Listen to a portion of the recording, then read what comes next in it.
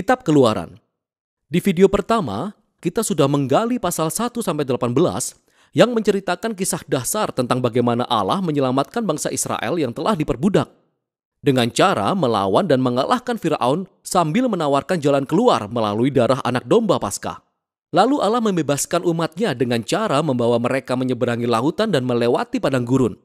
Namun, secara mengejutkan ternyata hal itu membuat mereka menggerutu dan mengeluh. Paruh kedua dari kitab Keluaran diawali dengan kisah Musa yang memimpin bangsa Israel ke kaki Gunung Sinai, di mana Allah mengundang bangsa Israel untuk masuk ke dalam sebuah hubungan perjanjian. Di sini kita menemukan momen kunci dalam alur cerita Alkitab, karena ini merujuk dan mengembangkan janji Allah kepada Abraham. Ingat, dari kitab Kejadian, Allah telah berjanji bahwa melalui keluarga Abraham, Dia akan memberikan berkat-Nya kembali kepada bangsa-bangsa. Dan di sini kita menemukan lebih banyak lagi. Allah berkata bahwa jika umat Israel mematuhi syarat-syarat perjanjiannya, maka mereka akan sungguh-sungguh dibentuk oleh hukum-hukum, pengajaran, dan keadilan Allah yang akan membuat mereka menjadi sebuah kerajaan imam. Mereka akan menjadi wakil Allah dan menunjukkan kepada dunia seperti apa sejatinya Allah itu. Umat Israel bersemangat menerima tawaran itu. Kehadiran Allah tampak di atas Gunung Sinai dalam rupa awan, petir, dan guruh. Musa naik ke atas gunung untuk mewakili mereka. Dan Allah memulai dengan memberi aturan-aturan pokok perjanjian yang terkenal dengan sebutan 10 perintah Allah. Ini semacam aturan-aturan pokok dari suatu kesepakatan mengenai bagaimana Allah dan umat Israel akan saling berhubungan. Setelah itu muncul serentetan perintah lainnya yang menjabarkan 10 perintah utama secara lebih rinci. Ada aturan tentang tata cara ibadah umat Israel, tentang keadilan sosial, bagaimana mereka hidup bersama. Dan semua ini membentuk bangsa Israel menjadi bangsa yang penuh keadilan dan kemurahan hati yang membedakannya dengan bangsa-bangsa lain. Musa menuliskan seluruh hukum ini, lalu dia membawanya turun kepada umat Israel yang lagi-lagi sangat bersemangat untuk masuk dalam perjanjian dengan Allah. Begitu mereka masuk ke dalam hubungan perjanjian ini, Allah membawa hubungan ini ke tahap selanjutnya. Allah mengatakan kepada Musa bahwa Dia ingin hadiratnya yang kudus, ilahi, dan baik itu turun dan tinggal di tengah-tengah bangsa Israel, yang mana hal ini mengembangkan aspek lain dari ikatan perjanjian Allah. Ingat, setelah pemberontakan manusia di Taman Eden, yang hilang adalah akses menuju hadirat Allah. Namun sekarang, melalui keluarga Abraham, hadirat Allah dapat kembali diakses melalui hubungan perjanjian ini. Pertama-tama dengan bangsa Israel, dan kemudian kelak bagi seluruh bangsa. Kisah selanjutnya adalah 7 pasal yang menjelaskan dengan rinci cetak biru arsitektural untuk mendirikan kemah suci yang disebut tabernakel. Ada pelataran luar dengan sebuah altar. Di tengah-tengah ada sebuah kemah yang memiliki ruang tengah dan ruang dalam.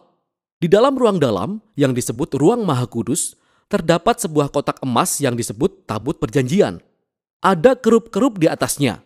Itu adalah pusat kehadiran Allah. Banyak hal-hal rinci dalam pasal-pasal ini. Sangat penting untuk mengetahui bahwa setiap hal memiliki nilai simbolis. Semua bunga, malaikat-malaikat, emas dan perhiasan mengingatkan kita pada Taman Eden. Suatu tempat di mana Allah dan manusia hidup bersama dalam keintiman. Bisa dikatakan tabernakel adalah seperti Taman Eden portable. Ini adalah tempat di mana Allah dan umat Israel bisa hidup bersama dalam kedamaian. Setidaknya dalam teori. Karena di sini ada yang sangat-sangat keliru. Israel melanggar perjanjian. Ketika Musa ada di atas gunung untuk menerima cetak biru tabernakel, jauh di bawah, tepatnya di perkemahan, umat Israel kehilangan kesabaran.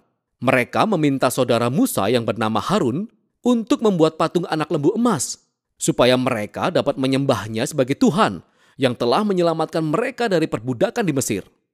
Hadirat Allah ada tepat di sana, di atas gunung. Mereka dapat melihatnya. Tetapi di bawah sini mereka melanggar 2 perintah pertama dari perjanjian yang baru saja mereka setujui, yaitu jangan ada Allah lain dan jangan menyembah berhala. Kisah selanjutnya sangatlah penting. Allah mengetahui apa yang sedang terjadi di bawah. Awalnya Allah mengundang Musa ke dalam amarah dan sakit hatinya. Dia mengatakan kepada Musa apa yang ingin dilakukannya, yaitu melenyapkan bangsa Israel. Tapi Musa memujuk Allah dengan menyatakan karakternya. Musa berkata, pertama-tama menghancurkan bangsa Israel sama artinya dengan tidak memenuhi ikatan perjanjianmu kepada Abraham. Kemudian Musa menyatakan bahwa reputasi Allah lah yang dipertaruhkan di antara bangsa-bangsa. Apa yang akan mereka pikirkan jika mereka melihat engkau menghancurkan umatmu sendiri? Allah menerima bujukan Musa dan ia mengalah. Walaupun Allah menjatuhkan hukuman atas orang-orang yang memicu penyembahan berhala, ia mengampuni Israel sebagai bangsa dan berjanji akan memperbarui perjanjiannya. Di titik inilah dalam kisah ini, untuk pertama kalinya Allah menjelaskan karakternya sendiri kepada Musa. Allah berkata, Allah itu Maha Pengasih dan Penyayang. Dia panjang sabar, setia pada perjanjiannya. Dia mengampuni kesalahan, tetapi tidak membebaskan orang yang bersalah dari hukuman. Kita bisa merasakan ketegangan ini. Allah penuh pengampunan, namun dia juga harus menindak kejahatan jika ia mengklaim dirinya baik. Di atas segalanya, Allah itu setia akan janji-janjinya. Walaupun dia tahu bahwa dia sedang mengikatkan diri kepada orang-orang yang tidak setia sama sekali. Setelah memperbarui perjanjian dengan bangsa Israel, Allah memerintahkan Musa untuk melanjutkan membangun tabernakel. Dan sekali lagi, kita mendapati 5 pasal yang panjang yang menjelaskan secara rinci tentang konstruksi tabernakel. Pendirian tabernakel pun berhasil dalam pasal terakhir, di mana tabernakel selesai dibangun. Hadirat ilahi Allah yang mulia datang dan melayang-layang di atas kemah, dan kita mempunyai pengharapan yang tinggi. Musa berusaha memasuki kemah suci, namun tidak bisa. Sebenarnya Musa tidak bisa masuk, dan begitulah kitab ini berakhir. Itu sangat mengejutkan, tetapi tidak begitu mengejutkan jika kita benar-benar memikirkannya. Kita bisa lihat sekarang betapa dosa bangsa Israel telah merusak hubungan dengan Allah lebih dari yang kita kira. Ingat, kitab ini dibuka dengan kisah kejahatan Fir'aun yang mengancam bangsa Israel dan mengancam ikatan perjanjian Allah. Tetapi di akhir kitab ini, Israel justru menjadi musuh terburuk bagi dirinya sendiri. Dosa-dosa merekalah yang mengancam masa depan perjanjian itu. Jadi pertanyaan yang muncul di akhir kitab ini adalah, bagaimana Allah akan menangani konflik antara kekudusan dan kebaikannya di dalam hadiratnya dengan dosa-dosa umat perjanjiannya sendiri? Solusi dari permasalahan itu akan dijelaskan dalam kitab selanjutnya.